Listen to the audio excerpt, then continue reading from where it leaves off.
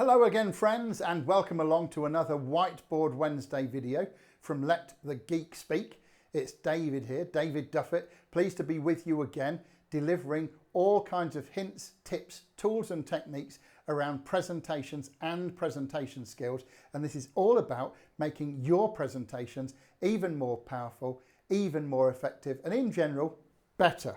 So if you pick up the things that you learn in these videos and apply them to your own presentations, you will undoubtedly make very powerful progress.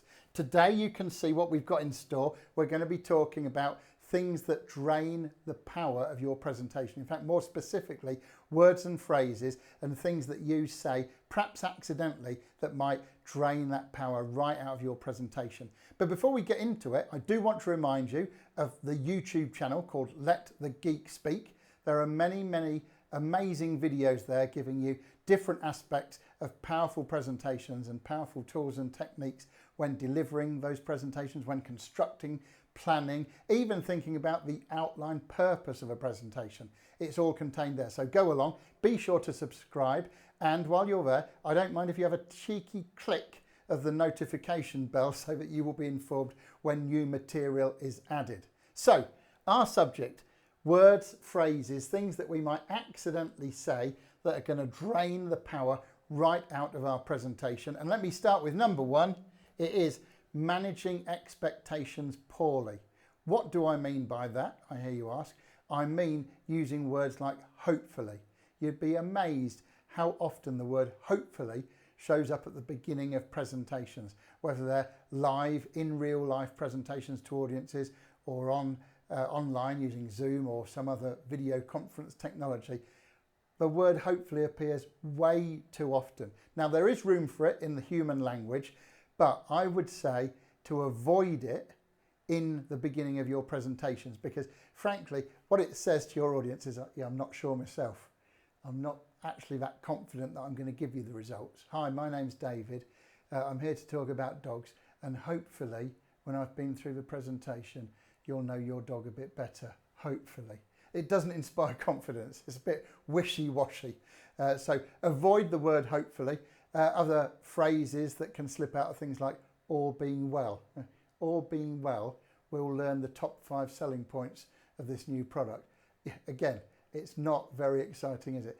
People need to see you as the presenter being confident and enthusiastic. So it's much better to come out and say, hi, I'm David, talking about product X, and we've only got 20 minutes together, but by the end of it, you will know the top 5 selling points. So be confident in what you're going to cover, avoiding words like hopefully and phrases like all being well. So that's number one. Be careful about managing expectations. The things that you say at the very beginning of a presentation are a little bit like the headlines in a newspaper. And so if they're not big and bold and promising, people are going to tune out. Just like if the headline was not appealing in the newspaper, they'd probably skip over that particular story. So be careful there. The next one is using questions when an instruction would have been better. Here's an example. Can you imagine what it would be like if all electric cars had dodgy batteries? I don't know. Can you imagine is the point I was trying to make there. Because in the can you imagine, you're giving scope for people to say, no, I can't imagine. Frankly, I'm not interested at all. It's much better to actually give people an instruction. So instead of saying, can you imagine, saying, you can imagine what it would be like if all electric cars had dodgy batteries. In fact, you can even lose the word can and just say, imagine what it would be like if all electric cars had dodgy batteries. So be careful about using questions when it would have been better to instruct people. It's much better to do that. And I don't mean in a manipulative or a nasty way or a pushy way. I just mean in a conversational way. So instead of saying, can you imagine, you can say, you can imagine, you will imagine, or even imagine. So you can think, I'm sure, of various examples of that. It doesn't have to be around the imagine. It can be in lots of other cases as well. But be careful around phrasing things as questions when it would have been much better to give an instruction. And that kind of brings me on to the third point here, which is BNIP, borrowed by my or from my personal sales coach, Matt Elwell, super guy. He has this little phrase here, BNIP, or little acronym, bringing no into play. And it's all about being conscious when you're asking a question that could solicit a no, or a yes or a no. In other words, like a hunting question rather than a fishing question. And where I see this in presentations used, or not used, maybe unconsciously going in the wrong direction, is when presenters are trying to check with their audience about how they understand what's being said, especially if it's some kind of technical subject or there's a lot of information. They might say to people, does that make sense? That's a BNIP question, isn't it? Does that make sense? Is a yes or a no? Now, while that would give, you know, a useful answer, yes or a no, wouldn't it be much better, instead of saying, does that make sense, or do you understand? Instead of saying that, say something like, how do you feel about what we're covering at the moment? Or where are you with this new idea?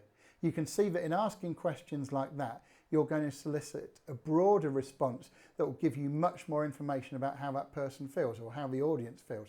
So if you say, does that make sense? It's going to be a yes or a no. And in fact, it could well be a saying yes when inside it's a no, because people don't really want to appear that they don't understand things. And so not a good question to ask. Much better to say, how do you feel about this new subject matter, or where are you with this? Because then the person that you're speaking to can say, well, actually, I understood A, B and C, but just, you know, when you transitioned into D, you lost me a little bit and I'm not really understanding that. Or they could give some other longer answer that gives you more information and helps you get the right level of information to them. So, I mean, by all means, do use a BNIP question when you need to, but be conscious that you're doing it. In fact, Matt and his colleagues, people like Jack Duggan, they will actually say BNIP before they ask a question to say, look, I'm consciously asking a bringing no into play question. I'm doing it on purpose because, you know, I want that specific answer. But when you're trying to check in with people as to how they're understanding or how they're feeling about what you're saying, and that's an important thing as well, how people are feeling about what you're saying. Maybe they're a bit frustrated, or maybe they're even cross about something, and it would be good to uncover that and find out why, so that you can address it and deal with it. So just to recap, managing expectations poorly is something we can do by accident if we're not conscious of the words that we're using. So avoid words like hopefully, or being well, and stuff like that. Then make sure that you use instructions like imagine, or you can imagine, or you will imagine, as opposed to questions like can you.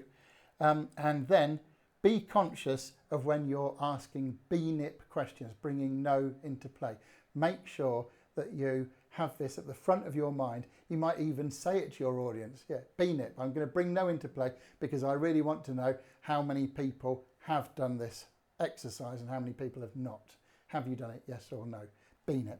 So those are three very powerful things that you've got to be careful of, because if you go the wrong way, you're going to drain the power right out of your presentation. So powerful concepts, powerful details that underlie these concepts for you to build into your presentations. But the real power will come when you implement these things in your presentations, thus receiving and reaping all the rewards of being a geek that can speak. Thank you, and I'll see you next time around.